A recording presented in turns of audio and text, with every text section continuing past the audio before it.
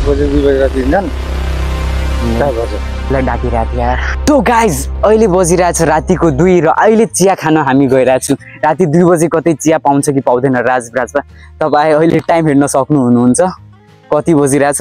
र यता म चिया खान त्यस्तै आएको छुइनँ, मलाई कुनै सक थिएन, तर मलाई एउटा साथीले कल गरेर भन्दैछ दोस्त हिँडौँ न चिया खान। हेलो के भयो यति राति कल गरिरहेछ? के भन्छ दोस्त सुन्न के भयो? के भन्छ मलाई नि चिया खाने लास्टै मन परेछ यार। ओए पागल 1-2 बजिरहेछ राति यार, अहिले चिया कहाँ भेट्छ यार? लास्टै खाने मन परेछ। आउने हेर्ने कहीँ भेट्यो भने खाइलिने। ल त्यो साथीसँग पनि भेट्नु यार। ल यसलाई राति 2 बजे चिया खानु छ। के सोचेर चिया खानु छ? होइन यार लास्टै मतलब चिया खाने मन भइहाल्यो त ल गाइस अहिले म र सुरज र मेरो क्यामेराम्यान सुमित हामी 3 जना आएको छु। अहिले राजविराजमा हेर्छु कहाँ चिया पाउँछ, यसको लागि हामी चिया खोज्ने हो। जान त नदिने हो तर चिया खोज्ने हो अहिले। ल गाइस हिँडौँ हामी चिया खोज्नु। अनि त्यहाँ जुन अहिले इम्पोर्ट हुन्छ नि इन्डियाबाट नेपाल इलिगल सामानहरू त्यो बाटो घुस खानको लागि। सो गाइज अहिले हामी म्याक्रो स्ट्यान्डमा छु।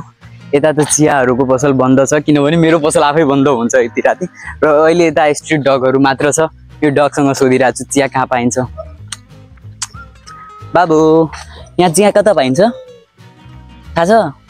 कता पाइन्छ चिया? चिया कहाँ पाइन्छ? यो नराज के यतातिर? ल हामी यतातिर गएको। ल गाइज मेरो साथी र म अरू यता चिया खान गएको। सो गाइज अहिले हामी त्रिभुवन चौकबाट पानी टङ्की आइसकेको छु ओरिडोनिर चिया खानको लागि, तर चिया पसल बन्द छ दोस्त। अब के गर्ने हो? फर्स्ट लोकेसनमा आइसकेको छु। ना यार मलाई चिया खान छ, म चिया खान्छु आज। ल कन्ट्रोल यार, हामी अब अर्को लोकेसनमा चिया खाने यार। चिया खुवाउँछु तँलाई, चिया खुवाउँछु टेन्सन नलिऊ। अब हामी अर्को लोकेसनमा जाँदैछु। तपाईँहरू छिटोभन्दा छिटो कमेन्ट गरेर भन्नु यार कहाँ चिया पाइन्छ यति राति। सो गाइज अहिले हामी छु चाय घरमा, जुन के भन्छ अलिकति यो चाय घर। अहिले 2 बजे हामी यता आएको छु यार। ओ माई गड, ओ यार हामी यता गेट ढकढकाउँ भने त फेरि चोर आयो भनेर हामी यता अब चिया खान सक्दिनँ किनभने त चिया पसल बन्द छ। अब कसैले चोर आयो भनेर हल्ला पार्छ भने गाह्रो हुन्छ। हामी अरू अब यतादेखि अर्को लोकेसन। गाइज अहिले हामी यो के भन्छ हटिया जाने गलीमा बाटोमा चिया पसल यो हो विजय अङ्कलको। अस्ति मैले त्यो 100 रुपियाँको च्यालेन्जमा पनि यहाँ चिया खान आएको थिएँ, तर अहिले बन्द छ यार। यसलाई सायद आई थिङ्क इन्भिजिबल चिया सरी गरेर खुवाउनु पऱ्यो। यता हेर्दै हुनुहुन्छ जति पसलहरू छ यतातिर र यतातिर सबै बन्द छ। यो बेचारालाई चियामा कसम अब अगाडि हस्पिटलहरू लिएर पाउन सक्छ कि पहिला सखरा रोडतिर जाम पाइ। यतै हैन मलाई म नराम्रो भनेको नाइ दाइ। कसैको घरमा चोरी भयो भने सिसी क्यामेराले कसलाई देख्छ? हामीहरूलाई नि। अनि कसलाई लाउँछ? पढ्ने विद्यार्थी राति 1 बजे 2 बजे राति हिँड्छन् कहाँ गर्छ? यता त्यो हस्पिटल लिएर गइरहेछ। सो गाइज अहिले भर्खरै त एउटा पुलिस हामीले भेटायो अनि बाटोमा भन्दैछ कि यति राति बाटोमा के गरिरहेछस्, कतै चोरी भयो भने के हुन्छ। हामीहरूलाई त धकधक भइरहेको थियो कि के हुन्छ भनेर आएको छ, हामीले कुट्छ कि के गर्छ भनेर। अनि हामीले सम्झायो कि राति चिया खानको भिडियो बनाइरहेको छु कहाँ पाइन्छ भनेर। हेर यार कति पसिना आइसक्यो। उफ यार बेचाराले चिया खानु छ तर। सो गाइज अहिले हामी सगरमाथा हस्पिटलभित्र छु जहाँ एउटा क्यान्टिन छ चिया पाउनको लागि, तर यता पनि ग्यास रेगुलेटर सबै छोडाएर मान्छे पनि कोही छैन। अब चिया यता पनि पाउँदैन। र अहिले अझै एउटा के भयो, अहिले हामी यताबाट आइरहेको थियौँ, जहिले एकछिन पहिलाको भिडियो सुट गरिरहेको थिएँ। अनि त्यहाँ एउटा 2टा बाइकमा 2 जना आएर अनि हामीलाई भन्दैछ यति राति के गर्दैछस् यस्ता। अनि त्यो पुलिस थियो तर पुरै रक्सी खाएर पुरै टिल्छ। अब म बडी भन्छु भने फेरि भनिदिन्छ मान्छेहरू यस्तो यस्तो। त्यही भएर मेरो फुड च्यानल रिलेटेड हो, तर पनि अहिले हामीसँग यति मतलब भयो पुरै फायर भएर। तर त्यो मान्छे रक्सी खाएर, त्यो मान्छे होइन त्यो पुलिस रक्सी खाएर फुल्दै टिल्थ्यो र हामीहरूलाई डाँटिरहेको थियो यार। ल गाइस अब तपाईँहरूको लागि लास्ट लोकेसनमा गइरहेको छु, तपाईँहरूको लागि भने यसको लागि।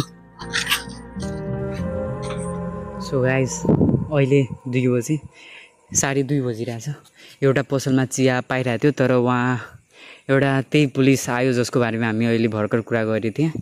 त्यो पुलिस आएर अनि के भन्छ हामीहरूलाई चिया खान दिएन भन्यो, यताबाट भाग। अनि हामी उताबाट गएपछि हाम्रो पिठ पछाडि गाली पनि गरिरहेको थियो, किनभने त्यो चिया पसलमा एउटा मेरो दोस्त पनि उतै बसेको थियो।